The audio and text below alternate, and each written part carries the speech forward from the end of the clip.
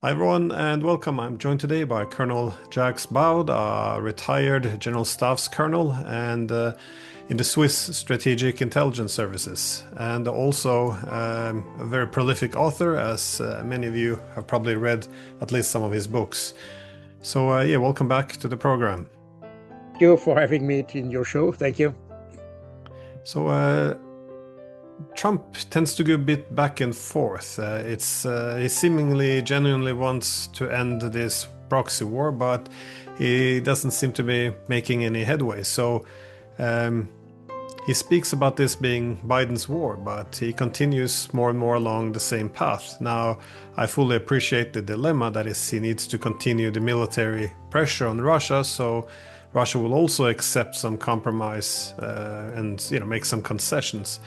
But as long as there's demand for concessions Russia can't make, and Trump continues to go down the path of supplying weapons, intelligence, and logistics to fuel the war, this seems to be increasingly becoming Trump's war as well. And it seems, at least to me, that this is what the Europeans and Ukrainians are hoping for, to pull America fully into the war under Trump. But how do you see this? Is this now Trump's war? Oh yes, it's becoming slowly Trump's war as well. And I think the problem, I fully agree with what you said. What I would say in addition to that is that, in fact, as in any crisis, it might be at personal level or at strategic level, the first issue that you have to solve is to understand your adversaries. And that's exactly what failed to Trump. He came on the basis of the analysis, I could say, of Keith Kellogg, and that's why I appointed him as special envoy for Ukraine. The problem is that Keith Kellogg didn't understand the nature of the conflict. I think it's very important to understand that unlike what the West has said for now months and years, that Russia is trying to expand its territory, expand or recreate the Soviet Union and Tsarist empire and things like this. The reason why the Russian entered in Ukraine in February 2022 was to protect civilians. That's the key aspect. And in the background of this, you have the issue of NATO, because, as Alexei Arestovich said in 2019, this idea in Ukraine, and this idea that was probably used by the US, or even probably supported in some way by the US, that defeating Russia would help Ukraine membership into NATO. Therefore, and as Arestovich said in 2019, we need to have a war with Russia in 21-22. That's what he said. То есть, если Украина получает ПДЧ в НАТО, то тогда мы можем говорить о каких-то сроках прекращения войны. Нет, ни о каких сроках прекращения войны мы не будем говорить. Наоборот, это, скорее всего, подтолкнет крупные военные операции России против Украины. Потому что они должны нас будут просадить в инфраструктурном отношении и превратить здесь все в разваленную территорию для того, чтобы нас неохотно брали. То есть Россия сможет пойти на прямую конфронтацию с НАТО? Конечно. Нет, не НАТО. Мы не они должны это сделать до того, как мы вступим в НАТО, чтобы мы не были интересны НАТО. Перестали быть интересны, как разваленная территория. С вероятностью 99,9% наша цена за вступление в НАТО – это большая война с Россией. А если мы не вступим в НАТО, это поглощение России в течение 10-12 лет. Вот и вся вилка, в которой мы находимся. А теперь давайте выбирайте Зеленского. Подождите, а теперь, если поставить чашу на весу, а что лучше в таком случае? Конечно, крупная война с Россией и переход в НАТО по результатам победы над Россией. А что такое может быть крупная война с Россией? Это воздушная операция наступательная, вторжение российских армий, 4, которые они создали на наших границах, там, осада Киева, попытка окружить войска в которые в АТО находятся, в операции Объединенных сил «Прорыв» через Крымский перешейк, выход на Новокаховское водохранилище, чтобы воду в Крым дать. Наступление с территории Беларуси, там, создание новых народных республик, диверсии, удары по объектам критической инфраструктуры и так далее. Воздушно-десантный. Вот что такое полноценная война. И вероятность ее 99%. Когда? После 21-22 самые критические, 20-22 самые критические эти самые.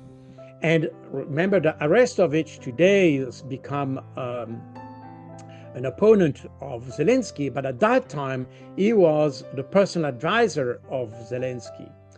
And that's probably the whole issue. And that's the reason why, by the way, as I explained many times, the Russia tried to prevent this membership in December 2021, not in 2028 or 2029 or and so on and so forth, and not even in 2014.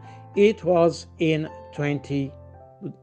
December, mid-December 2021, because they realized that if we could short-circuit the membership of Ukraine into NATO, this would in fact make Ukraine more reluctant to start a war in the Donbass, because they knew that attacking the Donbass, as it was stated into the decree taken on the 24th of March 2021, this intervention would prompt a Russian response, which would be a military response, and so on. So that's the whole issue, and that's the reason why we have Sergei Lavrov coming again and again with this issue of the root causes. And that's exactly what Keith Kellogg and Donald Trump failed to understand. And that's the reason why the objective he has to stop the conflict in Ukraine, which is a very noble objective, and we can support that. The problem is that once you have the objective, you should design a strategy that match the ways, the means, and the objective you have selected. And there is no real strategy to address that. So the Americans have an objective, but no strategy, as opposed to the Europeans, who don't even have the objective of stopping the war and have no strategy to continue. And for that reason, they feel that having or keeping the US into the conflict is a solution for weakening Russia, which is ultimately the objective of the Europeans. Now, the problem is that this objective is obviously not reached so far, and there is little probability that the Europeans will achieve this objective of weakening Russia. Neither on the military side, nor on the economic and political side. In fact, on the economic side, we see that the Russian economy is working well. They probably have some difficulties because they still have sanctions, but they have an economic strategy that, in fact, circumvented those sanctions and help, in fact, to survive those sanctions quite well. And that goes along with the development of the BRICS and, of course, the alliance with China. Now, on the political side, we have seen as opposed to Europe, by the way, very interesting to see that in the last 3 years, the Russian diplomacy has been extremely active to develop and to strengthen ties with the rest of the world. And that includes, of course, Africa, Asia, and of course, China and India.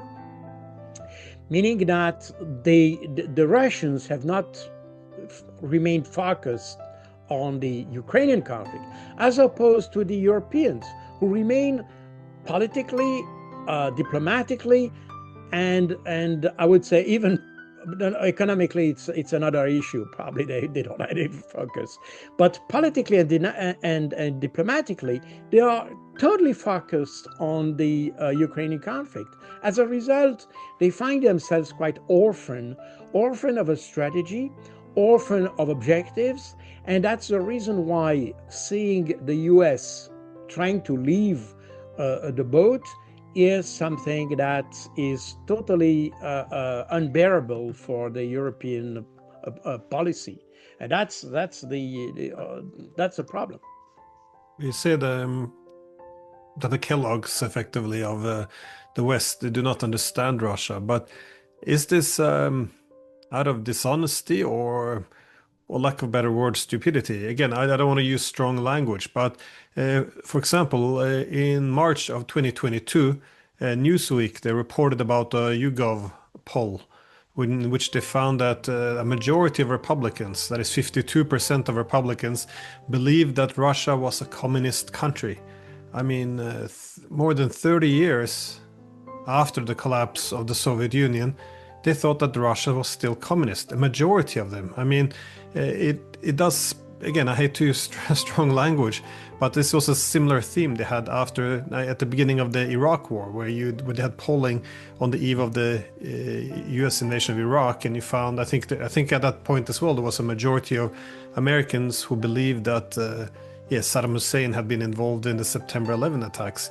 Is this, do they actually believe this? Because when I look at the Europeans, I also hear Macron. He makes the argument that the Russians are after territory. They're this is unprovoked, this empire. But in the past, he has also recognized that the failure to establish a mutually acceptable European security architecture, one that's not based on zero-sum block politics, that this is something that has to be addressed.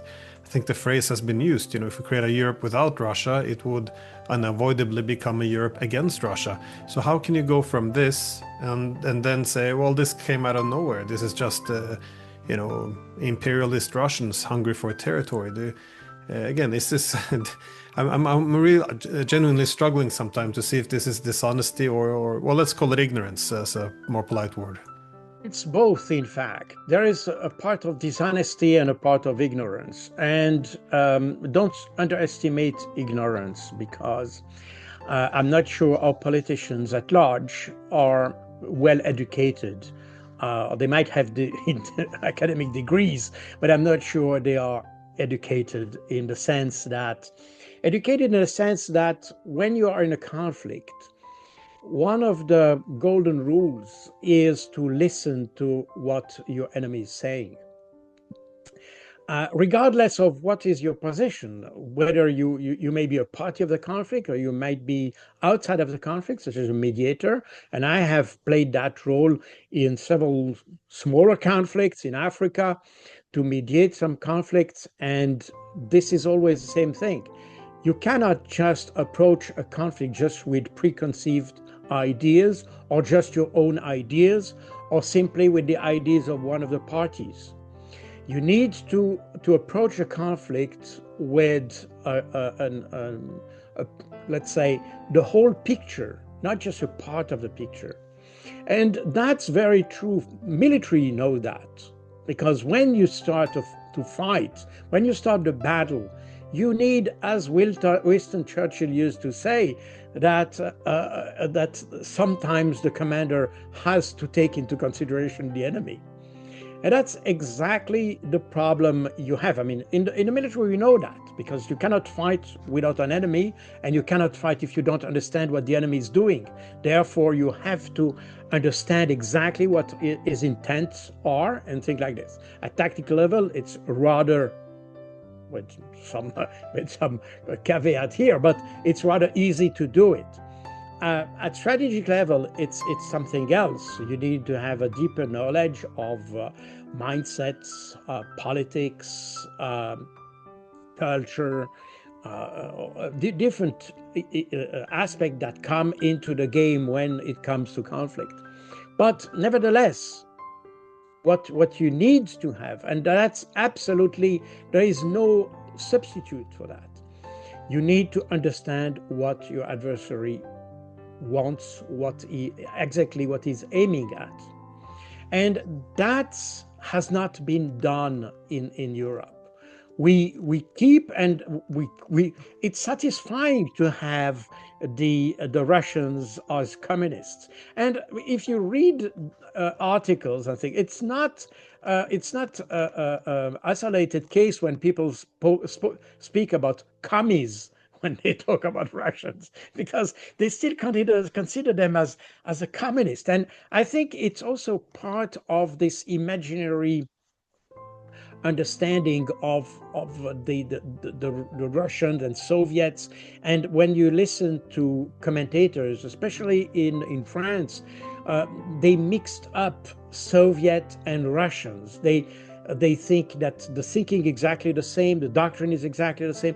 It's not exactly that. You may have some constant, and I have written this book about the Russian art of war, and you may find some constant aspects that went through history despite of the different regimes. I mean, what was developed in the early 20s in the Soviet Union can be found today in some aspect of the military operational art, for example. But the Russians make this difference they make a very clear difference between what is Soviet and what is Russian.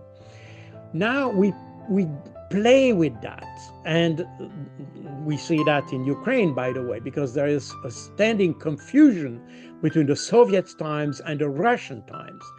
And the nationalists or ultra-nationalists that are, in fact, the backbone of the anti-Russian sentiments in Ukraine are, in fact, anti-Soviets rather than anti-Russians. But the anti-Soviet dimension has overtaken the scene, and today we are talking about anti-Russian. And for many, if you look at the Baltic states, it's exactly the same thing. They have converted the word anti-Soviet into anti-Russian, period. And they didn't even realize that those who exerted tyranny in their country were in fact Lithuanians, Latvians, and Estonian people. So because if you take the KGB, for instance, it was you had an Estonian KGB, you had a Latvian KGB, Lithuanian KGB, and those KGBs, in fact, managed the politics in the country. So, and there is today this, they tend to discard this and replace the word Soviet by Russian. So we have this, but it's intellectual dishonesty, because today it makes more convenient to have an enemy which looks like the Soviets, that requires the same preparedness in the West as we had during the Cold War. Remember that most of the military-industrial complex we had during the Cold War has been dismantled after the Cold War, and now we are reconstructing. But we can reconstruct that only if we have a similar threat as the one we expected during the Cold War. And that we try to repeat history, and I think that's wrong. The Russians, on their side, are much more analytical than the West. And first of all, the Russians have understood very quickly, and even I would say well before the end of the Cold War, that the relationship on the European continent, I would say even the Euro-Atlantic space, would evolve in something different. And remember that the whole Helsinki process that eventually led to the creation of the Organization of Security and Cooperation in Europe was initially started by the Soviets. And in the mind of the Russians today, the OSCE remains the model for a future security architecture, not based on confrontation, but based on cooperation. And that's exactly what the OSCE is about: Organization for Security and Cooperation in Europe. And that's what the Soviets first imagined and have stated many times, and the Russians later have taken over in order to reshape the whole European architecture. This is something that the West has never wanted to understand. We are in a world in the West where, of course, the military-industrial complex is an important part of the economy. I mean, if you look at the US today, we'll see that it's probably the only area of the US industry that has remained domestic in essence, and is probably the only successful part of the US industry. The rest has been outsourced, and production has been outsourced or dispersed in the world, and that led to the problem we have today with China. But the military-industrial complex remained within the US. In Europe, we had a different approach.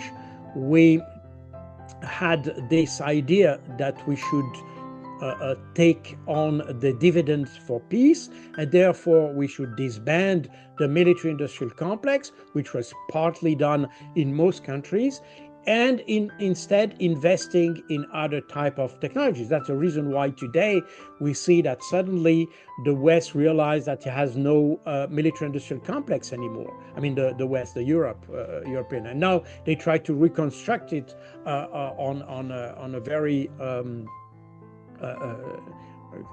let's say with a lot of funding and all that. But the essence is that the reason why we disbanded our military-industrial complex in Europe is because we didn't feel that we needed one. The US, as opposed to that, maintained a kind of permanent state of war with the rest of the world.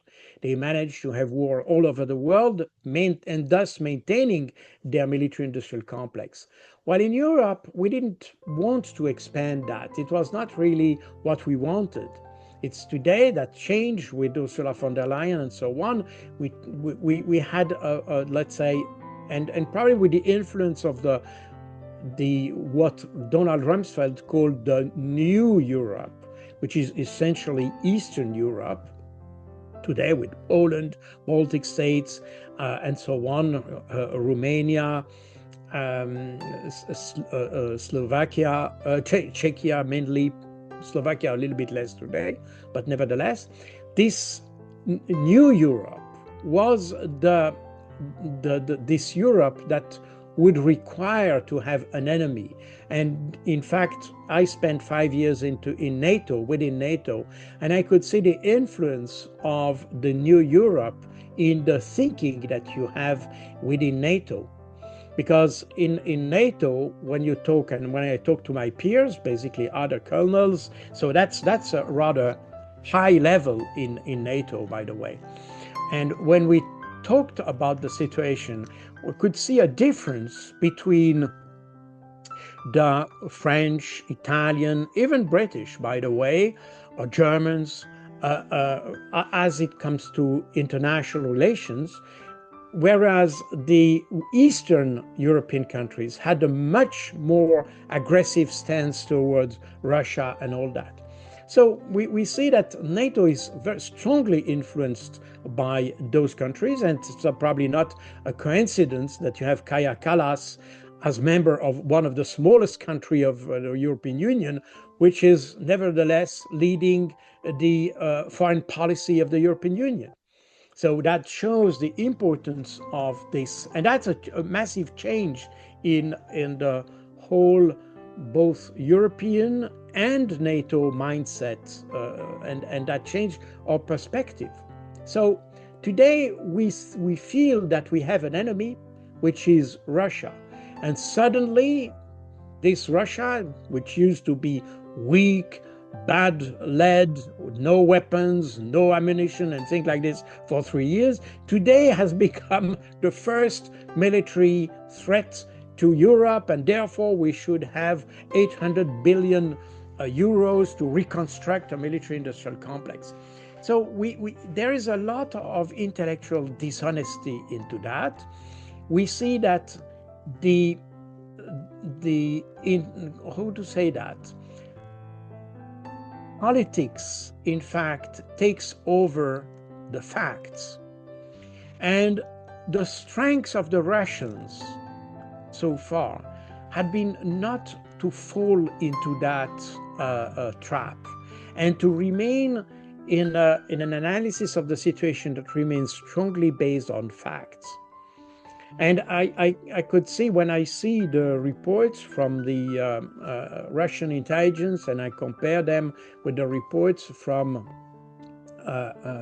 Western intelligence, we can see a difference there, that slowly the West has become more, let's say, politicized. When I talk about the intelligence services, they have become more politicized than in Russia, although Russia is now a country at war, so we can understand that you may have some biases in the way they approach things, which could be understandable.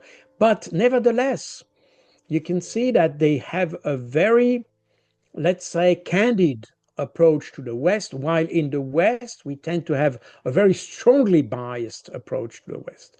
And the interesting aspect of this, and which is related to the dishonesty or ignorance that you mentioned before, is that we see a growing gap between the European people or population, if you want, and the so-called elites that lead both at European Union level and at country level. And the gap between Macron and his population, Keir Starmer and his population, and so on, is growing. Meaning that this small elite today is, in fact, using the narrative as the way to escape or trying to escape all the critiques and to escape all the movements that happen within the population that may affect the whole stability of the government, as we have seen in Germany, for instance, with the growing the growth of the AfD, for instance, which is considered in Germany as a threat for the government. So we need to lie more in order to have a bigger threat, in order to have to focus on the external threat rather than the internal threat, and so on and so forth. So there is, we have this, and in the United States you have a similar issue. The antagonism between Democrats and Republicans has become extreme in the last couple of years. Remember the 6th of January 2021 and things like this, that shows that you have the political scene, the domestic political scene has been polarized on between the different actors. And that's exactly what is threatening our democracies today. The policy that is applied by our politicians are in fact radicalizing the population, are polarizing the issues. And we see more and more in most countries that the center is disappearing. You have more extreme right, extreme left, and you have, I could say in some countries such as France, for instance, you have an extreme center, which is quite odd. But so you have these poles that are creating, and it's very hard to have a national consensus on different issues that might be very important at societal level, for instance. But you don't have that anymore. And everything becomes a struggle. Everything becomes I wouldn't say armed opposition, but we are probably not very far from it in many countries. Not in all of them, but in many of them. And that, I think, it's a very worrisome country. So, but we have a spiral of both ignorance and and ignorance and dishonesty that develops in the West. And we see that today, that everybody sees that the situation in Ukraine becomes more and more desperate for Ukraine, then we have this kind of spiral of dishonesty that increases, where we tend to agree on terrorist activities carried on by Ukraine in different countries, both, for instance, if you say this Ukrainian politician that was assassinated in Madrid, you had not the slightest comment about this in the West, even if everything points at an action of the Ukrainian Secret Service, which, by the way, has already acknowledged that he has killed a lot of Ukrainian politicians across Europe. So we know that they are doing that, but nobody dares to say something, because that would make the whole narrative to collapse. And everything is based on that narrative, not on the reality of facts. So when we talk, even today, you have people saying that Ukraine can still win. But what is victory? How do you define victory? How do you define the defeat of Russia? Nobody has defined this. So again, we have words. We don't have real and clearly defined objectives. And when you don't have objectives, you cannot have a strategy, because the nature of strategy is how to reach an objective. So we just have words, we just have narratives, but we don't have strategies to address problems. And this is not just about Ukraine. We talk about energy. We're talking about the whole issue of sanctions, for instance. We talk about sanctions, but we didn't realize that the new sanctions that are considered today by people such as Lindsey Graham and Richard Blumenthal in the US, these people have elaborated plans that, in fact, may be catastrophic for us, not for the Russians.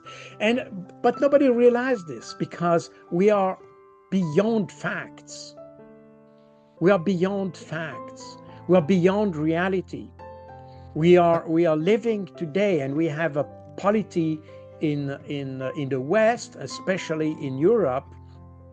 We have a polity that is only based on a narrative. And that's the difficulty for the Trump administration, because the Trump administration has a clear objective. But again, they don't have a real strategy, because they didn't understand exactly what this conflict was about.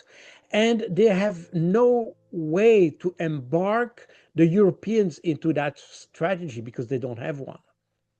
And that's exactly the situation we have. Sorry, I was long, but no. But it's interesting, this thing with narratives, because I noticed something. Yes, the weird small things all the time. For example, if you say, "Well, the Russians are winning," then that's seen as, well, that's a pro-Russian argument, so it supports their narrative, which means you're not supporting Ukraine. So when people talk, they feel they have to say that Ukraine is winning, because otherwise you're not being supportive. But all you're doing by pretending they're winning is to delay negotiations and not act upon, necessary, take necessary actions to actually stop this. Because if they're losing territory and men every day, you're not pro-Ukrainian when you live in La La Land and pretend as if they're winning. It's very strange.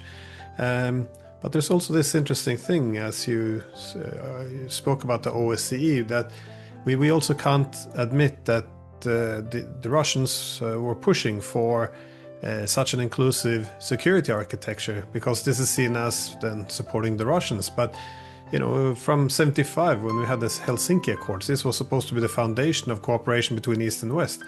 This was the foundation of the Charter of Paris for New Europe in 1990, the same principles, Europe without dividing lines, based on indivisible security.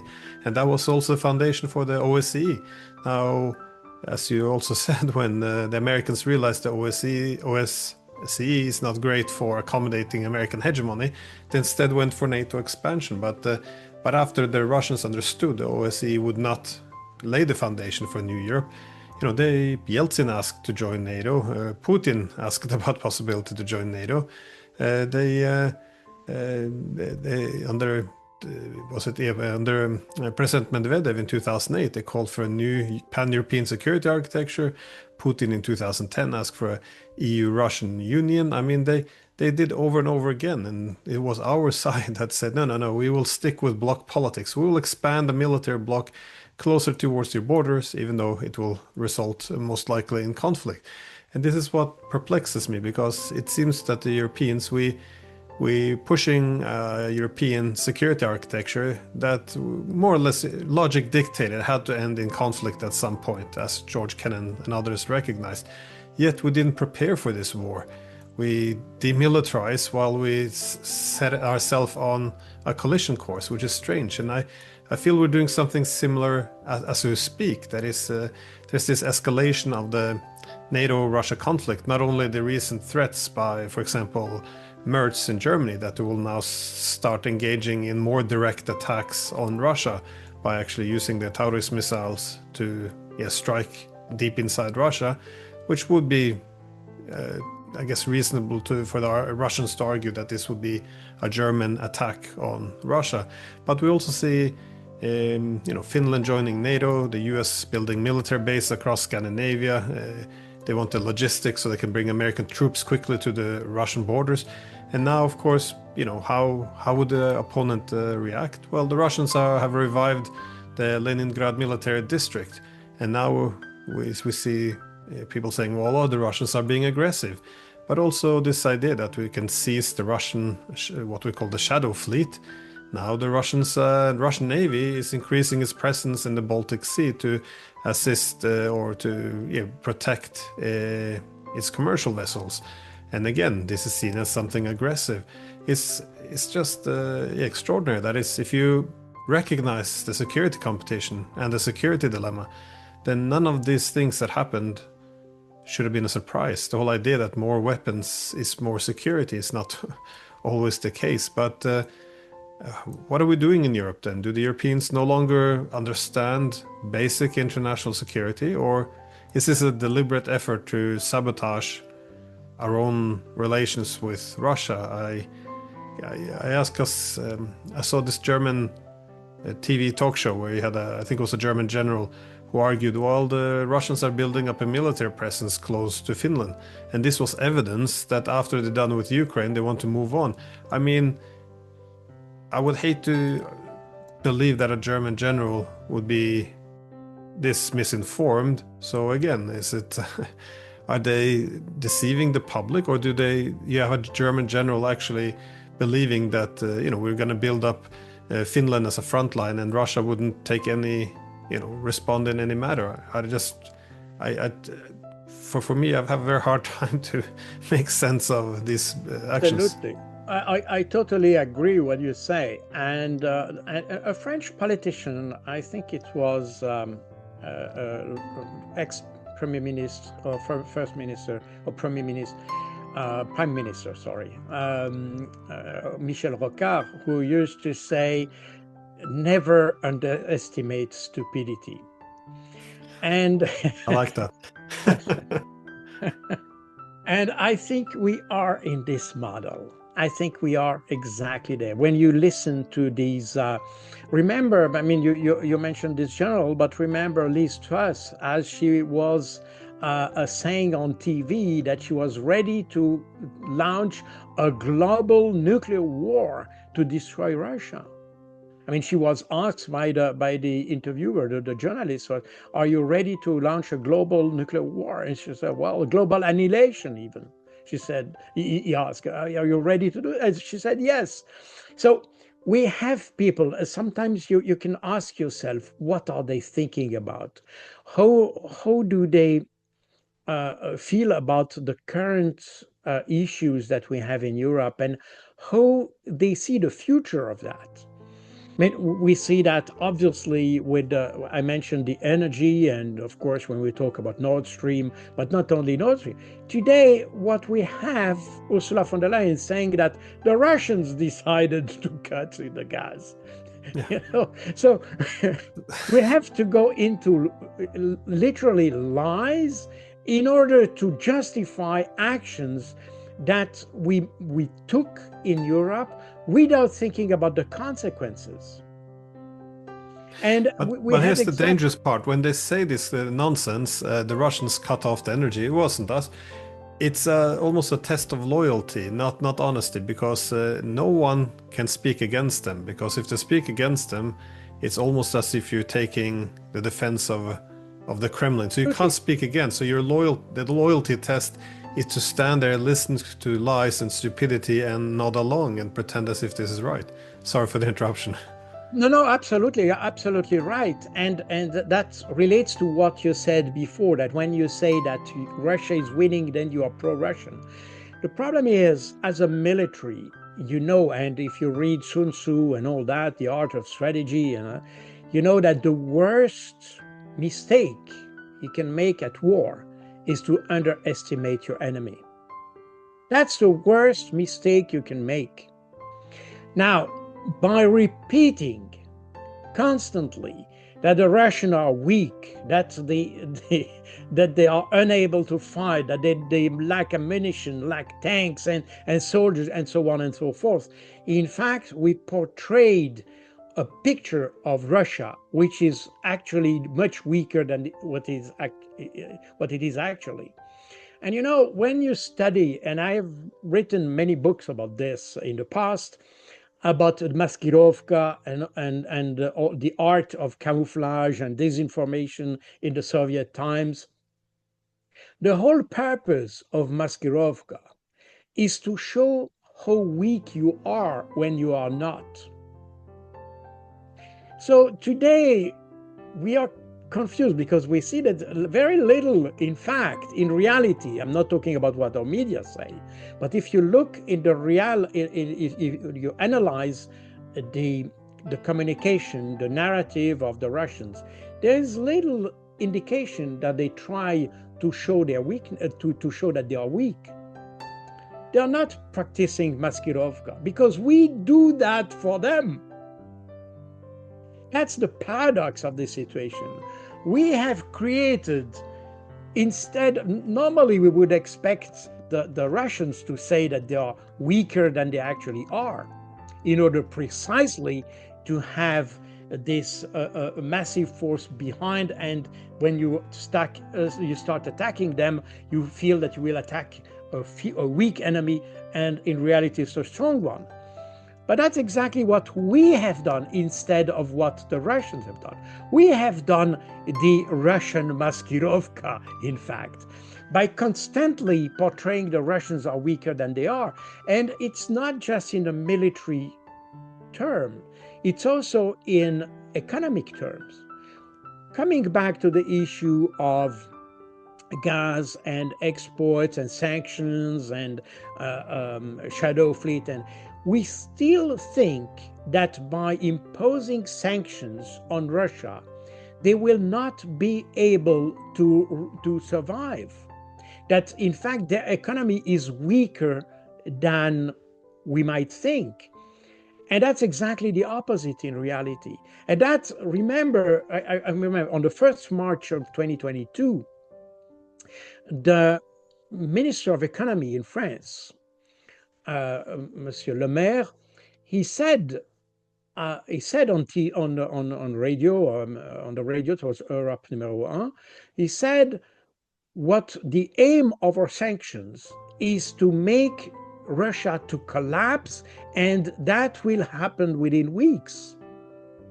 And he said the Russian population will suffer from that, but it's a war and we are conducting this. So he was convinced that the sanction they were applying then, and we are talking about the 1st of March 2022, was the first sanction package. Since then, there have been 16 additional sanction packages, meaning that they were underestimating the capabilities and the capacities of the Russians massively. And we are still on that. When we talk about the sanctions, when we talk about the sanctions that we are currently being elaborated, because now they are working on the 18th sanction package and even talking about a 19th one. But all the context of these these sanctions are still the idea that Russia is weak and we just need a small effort to make it collapse completely. But it's far from the reality. And that relates again to this picture that we have of Russia, which is a wrong picture. We have the picture of this gas station masquerading into a country, or country masquerading, country masquerading into a gas station, or vice versa, sorry, that John McCain used to say. Well, exactly not in that. It's exactly the opposite. And as long as we will not be able to acknowledge that Russia is much stronger than we assessed, we will go into these political mistakes and we will continue to go in this spiral towards defeat, because that's exactly where we are. We are in the spiraling, and that's exactly what we are witnessing on the ground, by the way, in Ukraine, that we have a spiraling defeat of the Ukrainians on the battlefield. And all that can, and the danger of that is that it can lead the European to take extreme measures to counter this situation. And that's exactly what you mentioned about Fred Merz, who said that now they can use these Taurus missiles and other long-range missiles because it is authorized, which apparently is not the case. He's bluffing somehow, apparently, but because the Americans have not given their green light for the use of such long-range missile, because there is US technology in that and they don't want to be involved. And I think they have a constant approach to that since Biden, in fact. There have been a small change in the policy in May 2024 as the Russians started the offensive in the area of Kharkov. And in order to counter this offensive, the Biden administration accepted to extend the ability of Ukrainians to strike into the depth of Russia by creating so-called ops box. And this ops box was in fact a box that was a kind of an extending range or limited range into Russia, where the Ukrainian could use a long-range missile on the European territory. But it was limited to this ops box. And my personal view is that is... Sorry. Oh, no, I was... I wanted to ask about this... the outcome, but sorry, you finished your sentence. So what I just wanted to say is that since then, I think the Americans have not changed their policy. They don't want their weapons to be used in the depths of the strategic depths of the Russian territory. And I think Merz is in fact bluffing about this. That's my personal understanding of that. And again, this goes into this scheme of trying to counter the Russian success on the ground by having more extreme rhetoric in the West. They cannot go much beyond rhetoric because they are lacking the resources to provide Ukraine with useful resources to counter the Russian advance.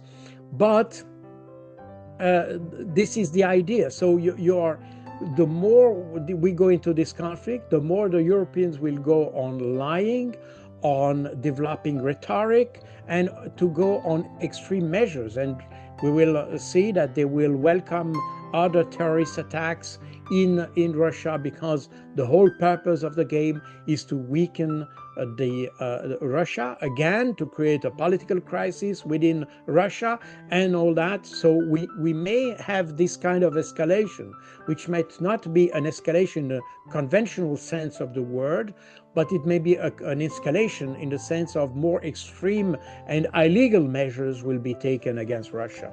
Sorry. I know it's just another comment first on the underestimating the opponents, because again, this is the media which we see now, the Russians, fighting with shovels, etc. And well, in reality, we see the more credible reports coming also from the United States is that the Russians are now pumping out, tanks and different armored vehicles at a huge pace. However, the majority of them are being sent to the rear to build up a huge, a punching force for the future. So it's not even being sent to the front, and so it's very different from what they're saying. And indeed, I feel often there's more honesty than on the Ukrainian side than you find in the West, because in Ukraine, at least, I go and see a lot of, they have panel discussions where you have soldiers come back from the front, and they're very open about it. They're saying, listen, because they get questions like, how easy is it to defeat the Russians because they're hopeless and backwards, and say, you shouldn't be saying this. This is you're deluding people. We come to the front, expect to see backwards, exhausted Russians who don't want to be there, but they volunteered. They got a lot of training. They come, with excellent military equipment. They're coordinated, and then, they get slaughtered on the front lines, the Ukrainians, because they walk into something they didn't expect. And but again, these are the phrases we have to repeat. Indeed, here in Norway, I made a point at a podcast that the Ukrainians are losing many more men than the Russians, and this was just blasted as some form of propaganda. And you can cite the amount of weapons they bring to the front. The missiles, the drones, the air defenses. But nothing matters. It's just if we have to support the moral of morality of the if you have the Ukrainian fighting force. We can't speak poorly of them. So this is. Everything is a narrative. It's quite extraordinary. But but my last question was more about do you see this going towards a military solution? I don't see. I think the United States is willing to meet, or at least Trump is willing to meet the demands of Russia, but the US is very divided and not very. It's very indecisive. The Europeans seems to be, well. Let's call it not rational in terms of the objectives or the demands they put forward. So if there's no meeting point, also the Ukrainians, they're not moving either. So, and also given that the Russians' demands are so strong, if there is no political settlement to be had, are we moving towards a military solution? And what exactly would this look like? Because the front lines now, if you only see over the past few days, how many pockets are being formed, how many Ukrainians are being trapped inside these pockets, territories collapsing. This can't go on forever. Again, it's a big country.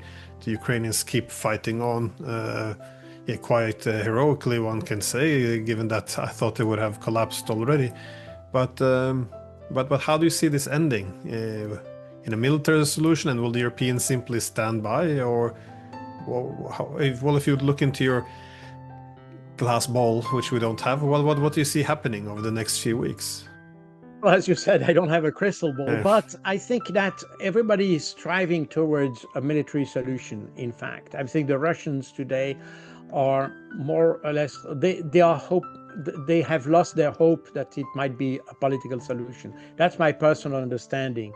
And they are more and more ready to fight. And you had a recent article in the New York Times when you had Russian soldiers saying that, well, they don't like war, as anybody can imagine, but they are ready to fight for the success of the country. And I think that's more or less the stance that you see. And if you see the polls, and I made regularly on different channels, I made the this, let's say, I talk about the polls that are made by the Levada Center in Moscow, which is considered as a foreign agent. Remember, that is considered as a foreign agent. But the thing is that every month they ask the same question to a set of people. And therefore you can compare the position all across the conflict. And you can see that since the beginning of the military operation in February 2022, the support to Vladimir Putin remains around between 85 to 87%, extremely strong. The support to the military operation remains at something like 75%.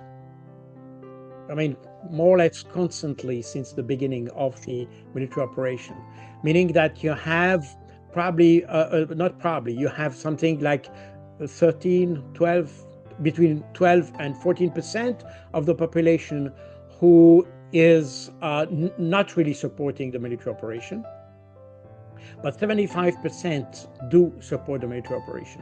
And then you have, and that's very interesting, because when you look at those who are in favor of a negotiation process towards the continuation of war, you have a very clear majority in favor of a negotiated solution.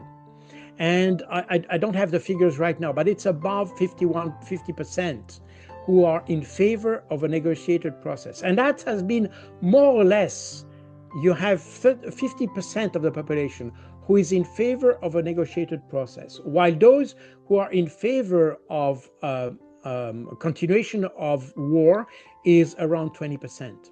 Meaning that the people in Russia support the government, supports the military operation, but would prefer a negotiated solution to the conflict. And that, in fact, is very consistent with what we have from the government itself. Because obviously they are engaged in a military operation, they want to continue the military operation, but they always stated that their preference was a negotiated solution. Now, who doesn't want to negotiate? These are the Europeans and, of course, Zelensky, who is even prevented by its own decree is prevented to negotiate. So there is an institutional obstacle to negotiations on the Ukrainian/European side. So we are heading towards a solution which is not the best solution from the side of the Russians, but they feel constrained to have a military solution. And that's what Vladimir Putin said a few months ago. He said, we'll finish them off. So meaning that, in fact, we'll probably continue to have this military operation, maybe it may extend towards Odessa, Dnipropetrovsk, and others, I don't know. They will certainly try to reach the borders of the 4 oblasts. I mean, one is already, Lugansk is more or less 100% under Russian control, but the 3 others, Kherson, Zaporozhye, and Donetsk, are those who need to be conquered so far. So they will continue that. Maybe they will go beyond this. My view is that the Russians will make every effort to avoid going into the western part of Ukraine, because this is the most ultra-nationalistic and probably the one that may cause more problem in the long term. But between where they are now and western Ukraine, you still have room for military operations. And my personal view is that those military operations will continue up to the point where Ukraine will see the Russian advance as unbearable. Because just imagine that the Russians will go into Odessa. That would cut Ukraine from the Black Sea. That would cut Ukraine for a huge part of its economy, meaning that will become to be totally unbearable for Ukraine. And that might be, I don't know, again, that may come before, but I think that at least if the Russians would occupy Odessa, that would create a situation where Ukraine will be constrained to enter a negotiation process. And that's probably what the Russians want to aim. So they will not have a full-fledged military victory in the sense that they will occupy the whole Ukraine. They don't want that. But they will continue the military operation up to the point where the Ukrainians will be forced to accept a negotiated settlement, because then they will become this kind of a rump nation that was described by Medvedev a few months ago, where he issued a map of the future Ukraine, and you had Ukraine reduced to a very small, tiny territory around Kiev, and the rest being returned to the Poles and to the Hungarian, to the Romanians, and things like this. And of course, the bulk of the country returned to Russia. So again, this is probably an extremist view of the issue of the conflict, but we are heading towards this. And that is now up to the Ukrainian and the European leadership to understand what is exactly at stake. And my view is that what we have to understand is that what is at stake today is not the survival of Ukraine as we knew it before 2022 or even before 2021, but it's the survival of Ukraine as a state, period, regardless of in which border. Meaning that the issue is, do we want Ukraine to exist in some form, or do we want Ukraine to disappear? And the more we go into this conflict, the more we will have to make this kind of thinking and try to elaborate a solution based on what is at stake, really. And for the Ukrainians, this is that. And you have more and more Ukrainians. You know, I'm not considered as a pro-Ukrainian by Western media. They consider me, of course, as a pro-Russian, because I tried to have a balanced understanding of the conflict. And of course, I exposed the strengths of the Russians in this conflict. But interestingly enough, I'm living in Brussels. You have a lot of Ukrainian refugees in Brussels. And on many occasions, Ukrainian refugees stopped me on the street, on the sidewalk, to thank me about what I'm saying. Because Ukrainians said, we don't have the real picture of what's happening in our country. And these guys, I talked to them we had, and it's not just one, it's several of them. And they told me what we hear in the media, in the Western media, is not what's happening. That's give exactly the wrong understanding of the situation. And because we have the wrong understanding of the situation, why would you help further a country that is winning? And we have said that Ukraine was winning, you know, so why would you help them? So it is exactly the paradox of that situation that affects the Ukrainian. And when in my books, by the way, if you read my books, you will see that the majority of the sources, I mean, when I say majority, it's probably 95%, they come from Ukraine. Because within Ukraine, you have a lot of people, I mean, even the media are more honest than the Western media, because they see the reality despite censorship and all that, because this does exist in Ukraine. But at least they have their report things that they even contradict what the Western media are saying about the same event. So meaning that the Ukrainians need, it's exactly what I said before. You cannot win against an enemy that you portray, you underestimate. And the Ukrainians instinctively have understood that. And for that reason, they have a more candid approach to the conflict than we have in the West. Now, we have to be very careful when I made this kind of assessment. Here we have to make a difference between what the government is saying and what the population is saying. You are talking about the losses. when you talk about when the government speak about the losses, they are acknowledging something like 80,000 not casualties, fatalities. So killed soldiers, Ukrainian soldiers. That's what they acknowledge at the government level. But you have Ukrainian NGOs that make the count exactly the same as Mediazona is doing for Russia. You know that Mediazona is a website, is an opposition website, by the way, that works with the BBC to have an estimate of the Russian losses during the war, and they based their assessment on observations made on the social networks and things like this. So the methodology is probably not flawless, but at least they have a methodology. And they come today, as of today, they come with a figure for the number of Russians killed, which is around 105,000 for the Russian killed for the whole conflict.